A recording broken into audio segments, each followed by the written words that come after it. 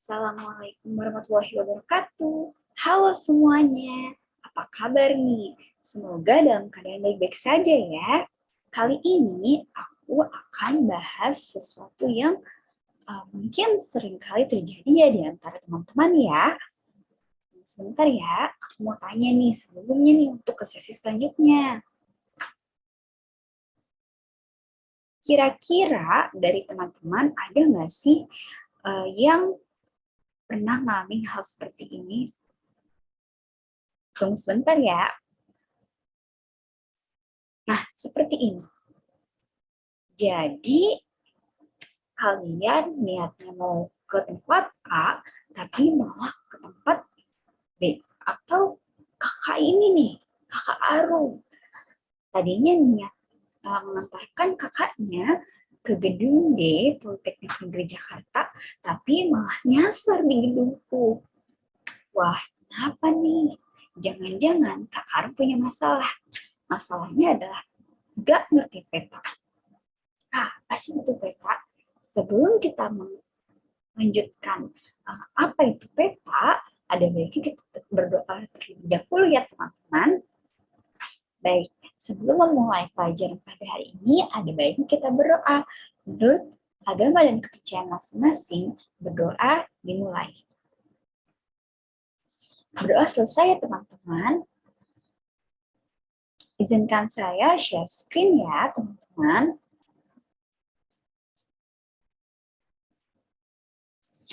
Nah, karena kita sudah berdoa, jadi sebelum kita belajar tentang peta, perkenalan dulu ya. Baiklah, perkenalkan nama saya Rahmawati. Saya dari Pendidikan IPS B 2021. Salam kenal. Nah, sebelum kita mempelajari tentang peta, ada baiknya nih kita mengetahui tujuan dari mempelajari peta tersebut. Nah, seperti yang tadi aku bilang nih, kalau misalnya kita belajar peta, kita akan bisa mengetahui di mana letak kita dan kita harus melalui jalan yang mana supaya sampai ke tujuan. Jadi tujuannya untuk mempermudah kita dalam menempuh suatu jarak dari satu titik ke titik lain. Supaya nggak nyasar lagi ya teman-teman. Nah, kalau ditanya, apa itu peta? Peta adalah gambaran bentuk bumi yang berada pada bidang datar. Biasanya peta itu skalanya diperkecil, jadi ukurannya diperkecil ya teman-teman, bukan diperbesar. Kalau diperbesar nanti sulit dong dibacanya, ya enggak? Nah, untuk fungsinya sendiri, peta itu punya banyak fungsi loh teman-teman.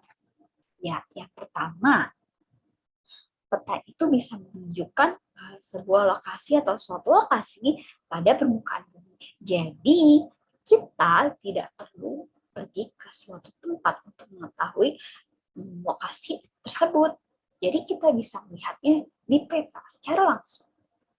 Yang kedua, peta juga bisa membantu kita untuk mengetahui luas suatu tempat.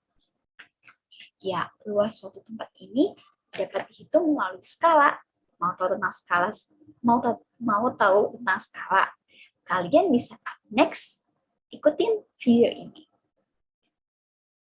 Yang ketiga itu ada menyajikan persebaran sifat-sifat di suatu daerah.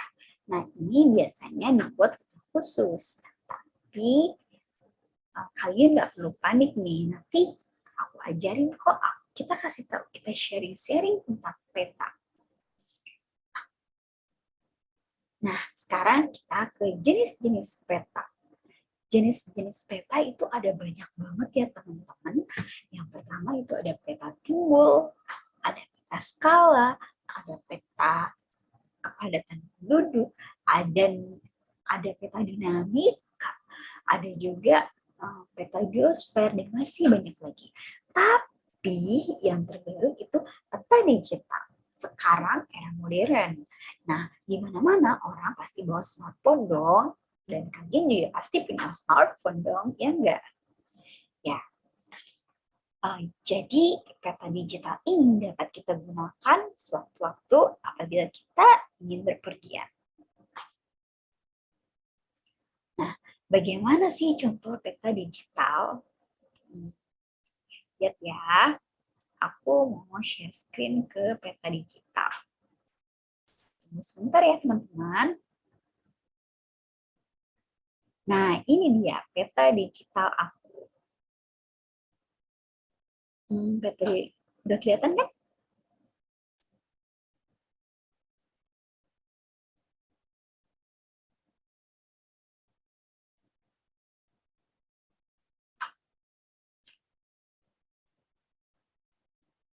Nah, lebih jelas.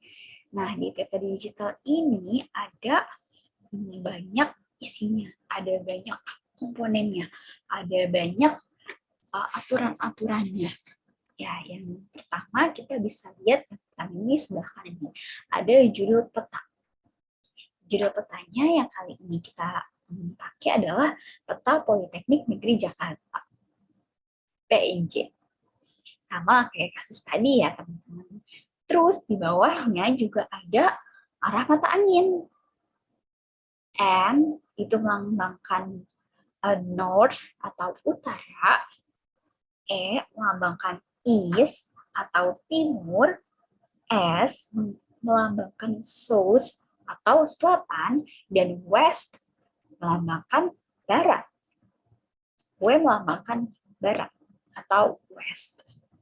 Kemudian di sebelah kanan ada skala. Dan di sebelah kanan di bawah ini ada skala nih teman-teman. Tadi aku udah bilang kan skala kan. Jadi cara menghitung skala itu bagaimana sih Kak? Nih, lihat ya. Di skala ini ada perbandingan 1 dibanding 5.200.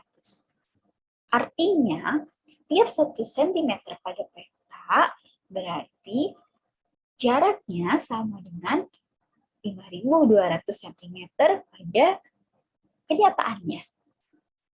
Atau kita juga bisa lihat dalam 1 cm di peta sama dengan 52 meter di kenyataannya. Mudah kan? Oke, selanjutnya kita bisa melihat legenda. Di legenda ini terdapat simbol-simbol. Nah, simbol-simbol ini menunjukkan tanda-tanda yang ada di peta tersebut. Kali ini aku menggunakan simbol warna. Nah, selain ada simbol warna, di sini ada juga lettering. Nah, lettering ini untuk memperjelas simbol yang sudah aku buat sebelumnya. Nah, bisa dilihat nih yang hijau. Yang hijau muda ini aku lambangkan sebagai vegetasi. Kemudian yang coklat ini merupakan perwakilan dari gedung. Yang hijau kekuningan atau kuning kehijauan ya. Kuning kehijauan sepertinya. Yang kuning kehijauan ini adalah ruang terbuka. Nih, sebelah sini. Ini ruang terbuka.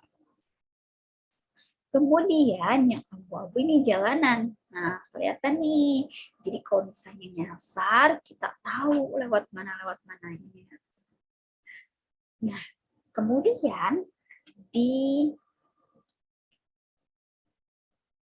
bawah sini ada warna biru yang melambangkan jembatan. Dari mana kita tahu? Dari sini. Nah, yang warna kuning terang itu melambangkan lapangan terbuka. Ada di sini ya, teman-teman. Ya, mudah kan nih mengerti? Selanjutnya, komponennya juga ada penyusunnya. Jadi, kan penyusunnya ini aku sendiri, jadi aku taruh namaku ya. Terus, di bawahnya ada sumbernya juga. Jangan lupa cantumkan sumbernya. Nah, selain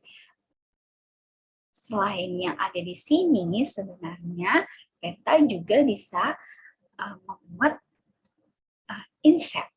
Jadi inset itu adalah gambaran atau tunjuk peta yang dalam digambarkan dalam cakupan lebih luas tadi. Jadi misalnya nih, aku mau gambar Pulau Jawa. Nah, cakupan lebih luasnya apa? Indonesia. Jadi nanti di insertnya ada peta Indonesia dan ada tanda tuh di situ yang menunjukkan bahwa aku menggambar Pulau Jawa. Seperti itu, teman-teman. Kemudian kalau kita lihat lagi secara lebih besar lagi, ini di pinggir-pinggir ini ada garis tepi. Garis tepi ini bertujuan untuk mempermudah peta supaya petanya bisa digambar di tengah-tengah, teman-teman. Selain garis tepi, ada garis bujur dan garis lintang. Nah, garis lintang dan garis bujur ini membantu kita untuk mengetahui detail pada peta. Nah, angka-angka ini menunjukkan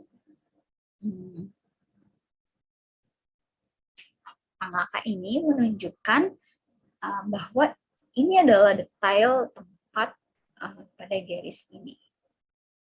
Misalnya 106 derajat, 49 menit, dan 23 detik. Nah, selain yang tadi, ada juga komponen yang perlu dicantumkan, yaitu tahun pembuatan. Jadi kita bisa mengetahui kapan peta ini dibuat. Baik, sebelum kita merefleksikan diri, aku mau tanya nih. Tadi kan Kak Arum ini mau mengantarkan kakaknya ke gedung D, Politeknik Negeri Jakarta. Akan tetapi, dia malah nyasar di gedung U.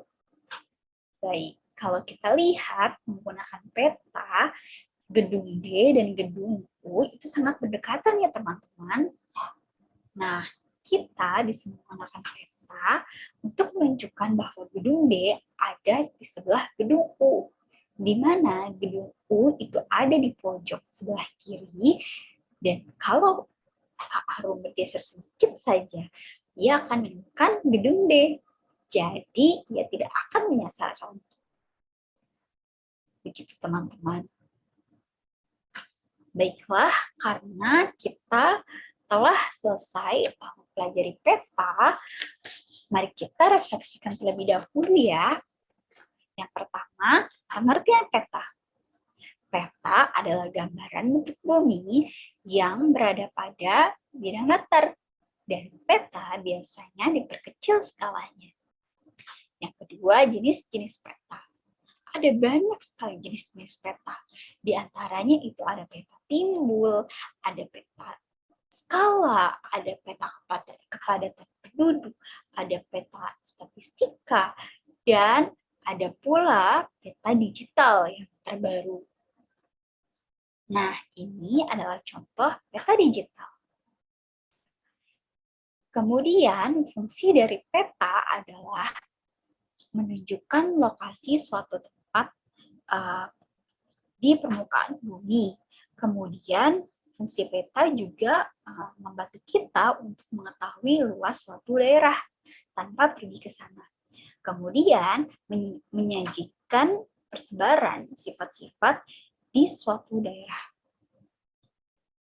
Adapun komponen peta, yang pertama itu ada judul, kemudian ada skala, ada arah mata angin, ada legenda yang memperjelas simbol, kemudian ada simbol baik warna maupun bukan, ataupun geometri dan lain-lain.